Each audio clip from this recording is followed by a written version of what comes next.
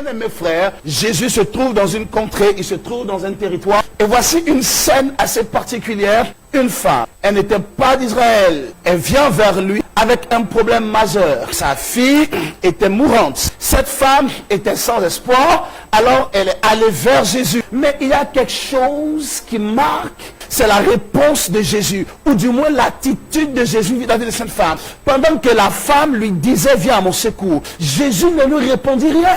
Mais est-ce que Jésus, dans cette saison, tu ne vois pas la pleurs de cette femme? Est-ce que les hommes sont en train de mourir? Est-ce que tu ne vois pas? Les gens sont en train de mourir. Ils crient, mais n'entends-tu pas? Jésus ne répondait pas. Suivez-moi bien. Non seulement Jésus est resté silencieux, mais quelque chose de pire va arriver. Les gens qui étaient autour de lui, ses disciples, ont commencé à brimer cette femme. Elle s'était confrontée au silence de Jésus. Elle s'était confrontée au mépris des disciples et des accompagnateurs de Jésus.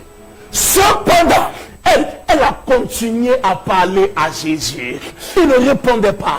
La seule réponse qu'elle avait était une réponse qui lui disait que la maladie s'empire. Le seul Dieu ne répondait pas. Mais la seule réponse qu'elle avait, c'était que ça ne va pas. Ce n'est pas évident que la quarantaine finisse maintenant. C'est qu'elle entendait la tristesse davantage. Elle voulait entendre Dieu, mais il n'a rien dit. La seule réponse, c'est que les églises sont fermées. En ce moment, on ne peut plus prier. La seule réponse qu'elle avait, c'est qu'en ce moment, c'est difficile de trouver quelqu'un pour t'imposer les mains. Bien aimé, la femme avait déjà un problème assez sérieux qui l'attristait le cœur. Elle voulait entendre, elle voulait recevoir un message qui allait lui dire que quelque chose est possible. Mais la seule chose qu'elle entendait, bien aimé, c'est que la chose ne va que de mal en pire. La seule chose qu'elle entendait, c'est que ce n'est pas évident qu'elle s'en sorte ou que sa fille s'en sorte. Cependant, la femme n'est pas retournée à la maison triste. Jésus silencieux. Cette femme a continué à prier, bâtimé, assis sur le bord du chemin. Il était aveugle, il était mendiant. Qu'est-ce qu'il a fait? Il a commencé à crier. Il a commencé à prier. Il a commencé à dire, Jésus, aie pitié de moi. Jésus ne répondait rien. Quand il a fini d'écouter tout le monde et de constater le silence de Jésus, là maintenant, il a commencé à crier beaucoup plus fort. Cette saison est en général une saison de silence de Dieu.